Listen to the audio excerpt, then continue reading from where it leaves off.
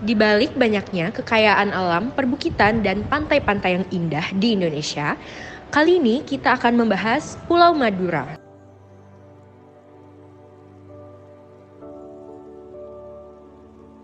Madura adalah sebuah pulau di Indonesia yang terletak di sebelah utara Jawa.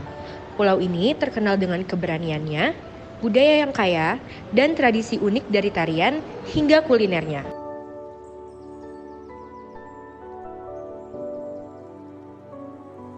Yang menjadi highlight dari pembahasan kali ini, Madura merupakan tempat di mana budaya dan nilai-nilai tradisional membentuk karakter masyarakatnya. Ya, salam kenal ya semuanya. Namaku Afif Hussein Rasidi, biasanya dipanggil Afif. Aku sukunya Madura. Jadi lahir di Madura, budayanya Madura, orang tua asli Madura. Pokoknya Madura asli dari kecil gitu. Dalam konteks beremosi dalam budaya, seringkali kita mendengar bahwa masyarakat Madura diidentifikasi dengan sifat-sifat seperti keangkuhan, kepekaan emosional, dan temperamen yang tinggi. Bahkan, menurut Junaidi tahun 1999, etnis lain biasanya mengilustrasikan masyarakat Madura sebagai kelompok-kelompok orang yang kasar, suka membunuh, pendendam, mudah tersinggung, dan tidak toleran terhadap orang lain. Selain itu, orang luar Madura juga cenderung membayangkan orang-orang Madura sebagai pekerja keras, gigih, tekun, dan sekaligus menyimpan banyak stereotip kengerian bagi orang-orang yang bukan Madura. Tapi, apakah itu benar? Iya, itu bisa dibilang iya karena orang Madura tuh sering mengekspresikan emosionalnya gitu. Ketersinggungan lah, atau mudah marah lah, atau mudah kecewa. Jadi dia sering untuk meluapkan, untuk menuangkan emosinya gitu dalam bentuk apapun. Gitu. Biasanya terkenalnya orang Madura kayak gitu. Ternyata, bagi orang Madura, harga diri memiliki makna yang sangat penting. Mereka sangat ekspresif terhadap emosi yang sedang dirasakan. Ilustrasi tentang kehidupan sosial budaya masyarakat Madura pada dasarnya selalu menjunjung tinggi self-esteem. Dari penelitian Wiyata pada tahun 2002, disimpulkan bahwa konflik yang sering terjadi di masyarakat Madura adalah unsur yang melibatkan pelecehan harga diri seperti carok.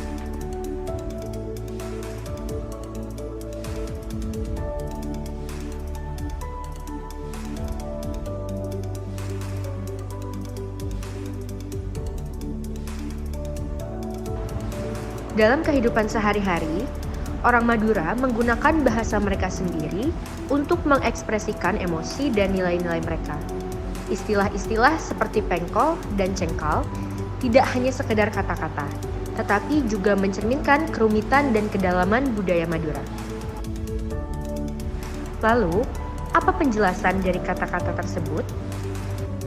Pengko itu kan secara umum keras kepala ya, bisa dibilang keras kepala. Nah biasanya kata pengko dipakai buat mendeskripsikan kalau ada seseorang yang susah dibilangin, gak mau dengerin gitu. Dan konteksnya itu nasihat. Jadi pengko itu konteksnya nasihat. Kalau ada orang yang nasihatin ke seseorang ya misalnya, terus yang orang yang nasihatin ini nggak percaya, nah itu dibilangnya pengko. Kamu nggak percaya karena pengko gitu. Jadi misalnya contoh misalnya ada orang tua misalnya nasihatin anaknya jangan makan es nanti batuk gitu. Anaknya nggak mau, tetap makan es gitu. Nah itu orang tua pasti bilang, oh kamu pengko orangnya sih gitu. Atau kamu pengko, nggak mau dibilangin orangnya gitu. Nah itu biasanya pengko itu dipakai buat kayak gitu. Jadi pemaknaannya ya menggambarkan orang yang keras kepala gitu, orang itu. Oke, ini menarik nih. Ada cangkal tadi pengko ya. Sebenarnya kalau dari secara umum ya itu keras kepala ya, sama-sama keras kepala gitu. Cuma mungkin pemaknaannya biasanya cengkal dipakai setelah pengko karena tadi si anak ini nggak mau dibilangin makanya disebutnya pengko dan dia merasakan dampaknya atau konsekuensi dari upayanya untuk tidak mendengarkan gitu.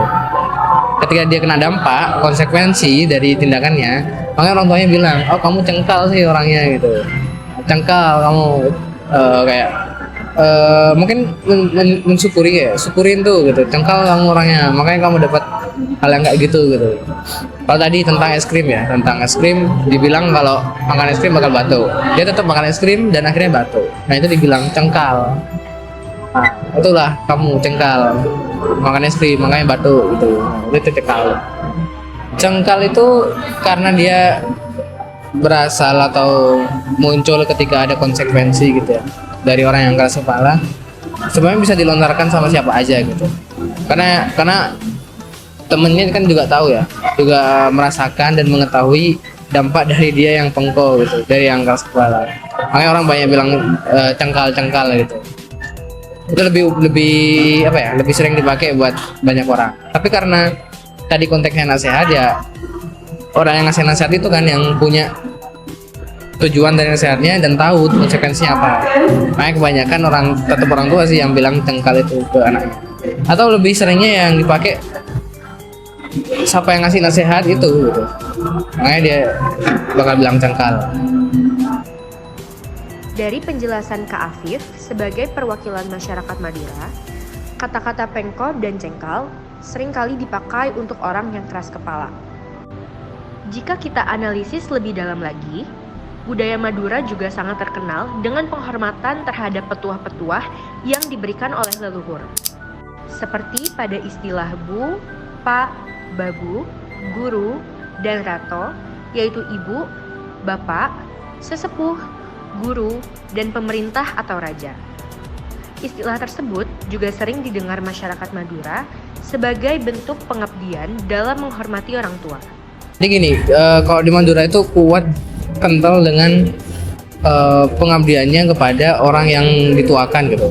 Ada istilah Bapak, Babu, Guru, Rato gitu, Ibu, Bapak, Guru, sama Raja atau pemuka agama dan sebagainya. Nah itu biasanya dihormatin. Nah orang-orang tadi itu sering ngasih petua, nasihat. Makanya dia sering ngasih nasihat, itu yang sering didengarkan. Jadi kayak ada faktor emosional yang kita harus mendengarkan petuahnya gitu. Nah kalau ada orang yang nggak mendengarkan itu namanya pengko gitu.